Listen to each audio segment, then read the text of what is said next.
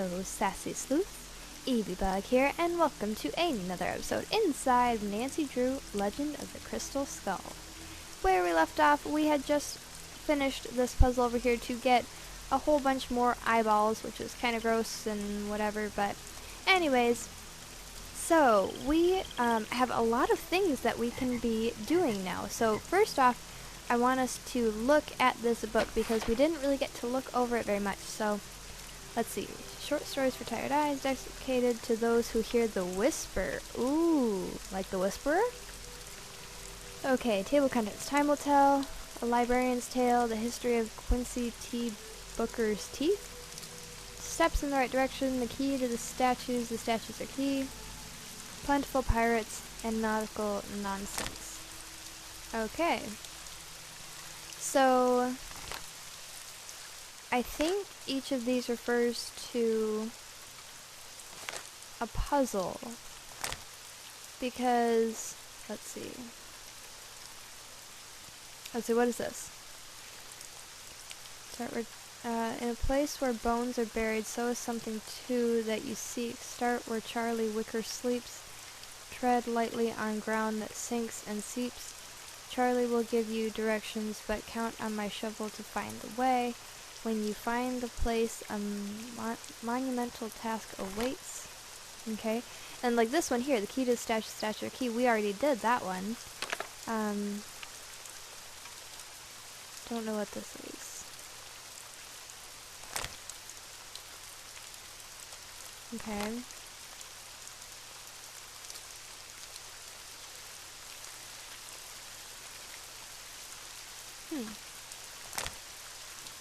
Okay, so yeah, so there's just lots of puzzles that we need to do, but let's talk to Renee. Hello again. Did Dr. Bolet ever say anything to you about a crystal skull? He may have referred to it as the Whisperer. No, he never so much as mentioned a crystal skull, whispering or otherwise. I understand that Dr. Bolet had some interesting pets, like an iguana. That man never met a creature he didn't like. He'd train them to do all kinds of silly tricks, then let them run free, inside the house as well as out. Do you know how he went about training them? I surely do not. Don't get me wrong.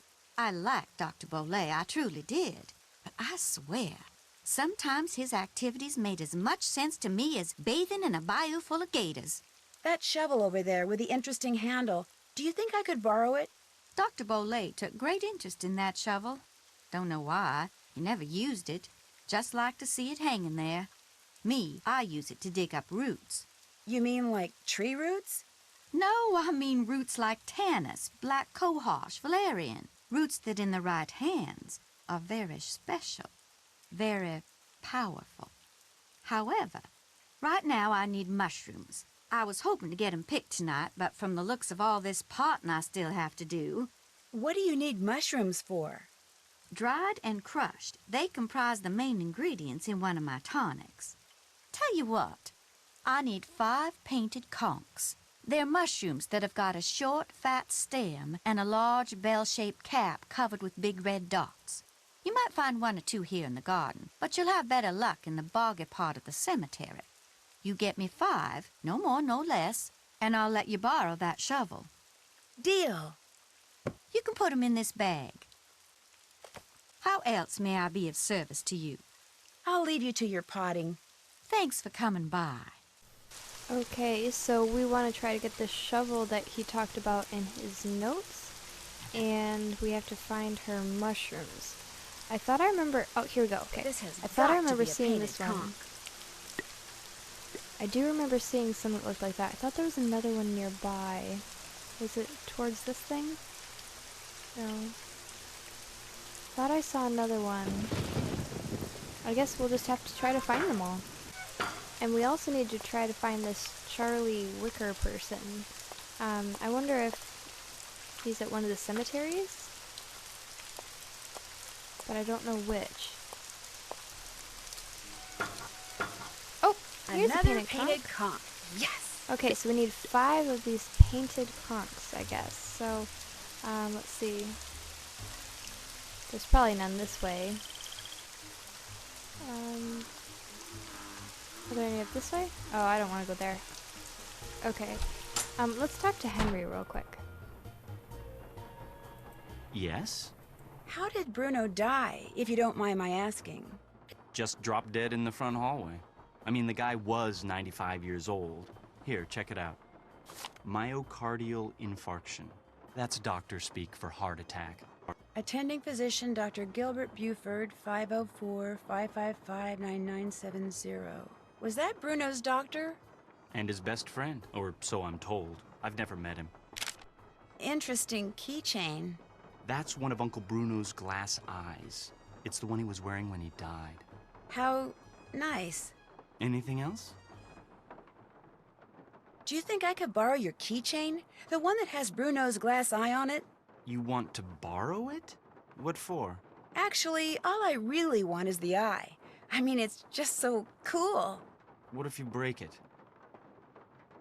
I won't. I'll be really careful, I promise. I don't think I want to take that chance. Sorry. The box of your great-uncle's things that you sold to Zeke's curio shop, that was a no-no, wasn't it? What box of things? I don't know what you're talking about. I checked out that half-burned receipt from Zeke's that I found in the fireplace. Well, somebody screwed up somewhere because I haven't sold anything to anybody. Why would I sell one lousy box of stuff when I'm about to inherit a whole house full of stuff? Get real. You sold it because you needed some quick cash in order to keep Summer happy, didn't you? How do you know about her? Playing detective is actually a lot more than a hobby with me. I could make a lot of trouble for you, Henry, but if you come clean, tell me about Summer. She's this girl I'm in love with. I think she loves me back, but she's so unpredictable it drives me nuts. You argue a lot? All the time, mostly over how schizoid she is. I mean, I never know what's gonna make her happy. Like, just before I left, I took practically every bit of cash I had and bought her a bunch of CDs. You know, to keep her occupied while I was gone, right?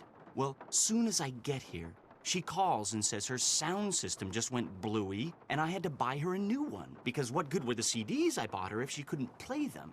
So then you threw a bunch of Bruno's things into a box and sold it to that curio shop.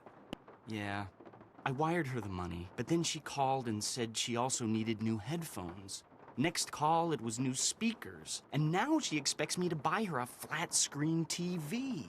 When I try to talk to her about always wanting more like that, she gets really mad. But I'm afraid if I don't give her what she wants, I'm afraid she'll dump me. And I couldn't take that. I mean, she's the only girlfriend I've ever had. Ever will have, probably. Look, you don't need to go telling Renee or any of those lawyers about selling that stuff, right? I can't just ignore what you did, Henry. I know. You still want the glass eye? Take it. Go ahead. It's all yours. You want something, I want something. Take it and we're even, okay? Well, it's not like you sold off half the estate or anything. $300. That's all I've gotten out of his estate. I swear. Go on, take it.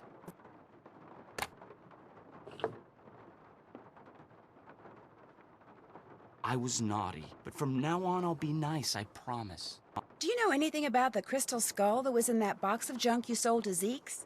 There wasn't any crystal skull in that box. Are you sure? It would have been inside another box. Well, I did throw in some smaller boxes. Like I said, I was just grabbing stuff. Was it valuable? All I really know for sure right now is that it's missing. Great. Be just my luck to have sold something that wasn't junk to that glorified trash collector. How come your great-uncle's crypt is in the garden and not in the cemetery? Don't ask me. It's kind of weird. Apparently, he built the crypt himself, but he never indicated in his will or anywhere else that that's where he wanted to be buried. I stuck his ashes in there anyway and had the thing inscribed. If that's not what he wanted, too bad. I'll check back with you later. Sounds good. Okay, so, that's interesting.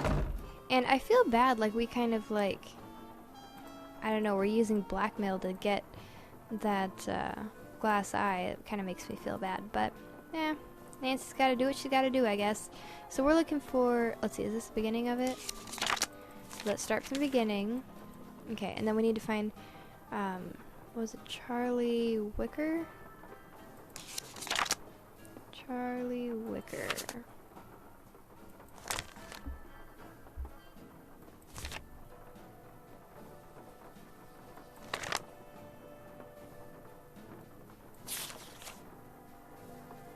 Oh, here you go. Charlie Wicker and Sleeping Meadow. Or, sorry, Seeping Meadow? Seeping Meadow.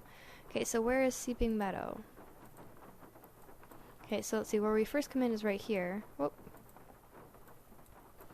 Oh, where's Seeping Meadow? Slumber Gardens, Terrace Siesta, Writhing Roots, Seeping Meadow. Okay, so Seeping Meadow, you gotta get up to this thing. So, okay, I remember that. Okay, so we go, oh, okay, back up. So we go straight, and then straight at the tree, and then we'll get to this thing, and then we go to the left, and then the left again. Okay, so it's like straight, straight, left, left, I guess. So let's go ahead and get to the cemetery and see what this all is about this Charlie Wicker thing.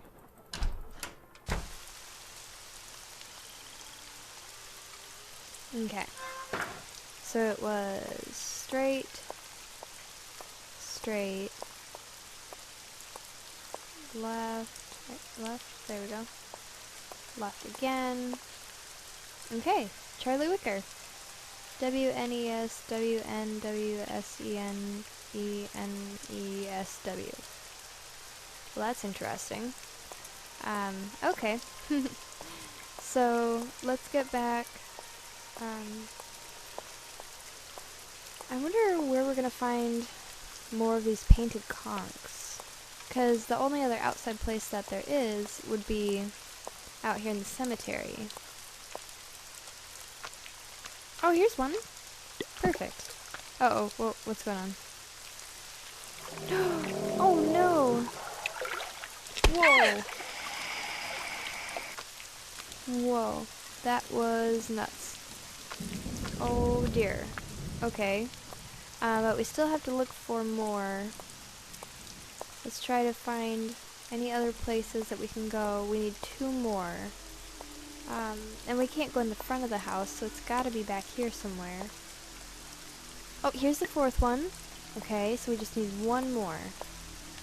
1 more, and then we are good to go.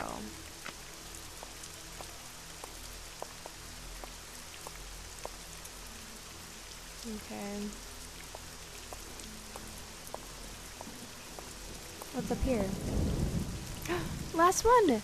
Yes! Okay, so now we can go and get that shovel. Let's get all the way back down here. Go talk to Renee. Okay, Renee, we've got all the mushrooms that you asked for. Did you pick me those mushrooms yet? Sure did. Well, bless your heart, you did it. Actually, picking the one growing on the log sticking out of the swamp was a little hairy. Oh, my. I forgot to warn you about Bernie, didn't I? If by Bernie you mean the alligator that almost had me for dinner, yeah, you did. He's another one of Dr. Bolay's pets. He'd kick that log to get Bernie's attention, then feed him marshmallows. Problem is, now that gator leaps up and snaps every time someone so much as touches that log. I should have said something, but I've gotten so used to Bernie, I just plain forgot. Anyway, feel free to help yourself to that shovel. You earned it. Were you in the house when Dr. Bolay passed away? I was indeed. I was in the library cleaning when all of a sudden I heard a big thump. I hurried out to investigate, and sure enough, there was Dr. Bolay lying by the front door. And as I rushed over to him, the door opened and in walked Gilbert Buford. He took one look at Dr. Bolay and hollered at me to call 911, so I ran back into the library and did just that. When I came back out, Gilbert was leaning over Dr. Bolay, listening for breathing, I suppose, and then he started pushing up and down on his chest, but it was too late. Even I could tell that Dr. Bolay was gone. What was he doing by the front door? I assume he saw Gilbert coming and was going to open the door for him. Not that there was any need. As you yourself discovered, people around here seldom lock their front doors during the day. But you know, in the back of my mind, I have always wondered about Gilbert Buford showing up at the door at that exact moment. I'll leave you to your potting. Come see me anytime. Okay. Well, I guess maybe we should call this Gilbert Buford guy. Let's talk to Yes? Henry real quick. Okay, so I'll he check doesn't back have with you anything else later. to say. Awesome. So let's go ahead and talk to Gilbert Buford and see what he has, because I think that Nancy said we have a phone number for him. So let's see if we do. And we do. Okay, so let's call and see what he has to say. This is Dr. Gilbert Buford's answering service. How may I help you? I need to talk to Dr. Buford. Could you maybe give me a number where I can reach him? No, ma'am, I cannot. Is this an emergency? Sort of. I mean, it's not a medical emergency. See, I'm only going to be in town for a short time, and Dr. Buford and I have this mutual friend who died recently, and I just really need to talk to him about it. Need some consoling, huh? Yes, I need some consoling. That's it exactly. Well, tell you what. It's against the rules to give you his phone number, but I can tell you that now that he's all but retired, Dr. Buford spends most of his evenings at his favorite gumbo stand down in the French Quarter. If you really need to talk to him, you can probably find him there. Great. Do you know the address? It's at the corner of Rampart and Domain. Did you say Rampart and Domain? I did indeed. Granny Pumpkin's Cajun Cooking. They make some darn fine gumbo. Thank you. Thank you very much. You're welcome, and I'm truly sorry about your loss. My loss? That mutual friend of yours and Dr. Buford's? Oh, right. Thank you. That's very kind of you. Bye. Okay, the corner of Rampart and Domain. I believe that is where Bess is, so let's call her. Hello? Hi, Bess. It's me. So what's been happening? Tell me everything. Well, let's see. Since the last time we talked, I was just about getting ready to... Interesting stuff. But the reason I called is, I need you to talk to this doctor named Gilbert Buford, who, as it turns out, likes to hang out at a gumbo stand called Granny Pumpkin's Cajun Cookin', which should be right across from our hotel. You just want me to talk to him? That's it? Nothing nefarious? No black ops stuff? He was Bruno Bellay's doctor, and apparently his best friend, too. I just need for you to see if he thinks there was anything weird about the way Bruno died.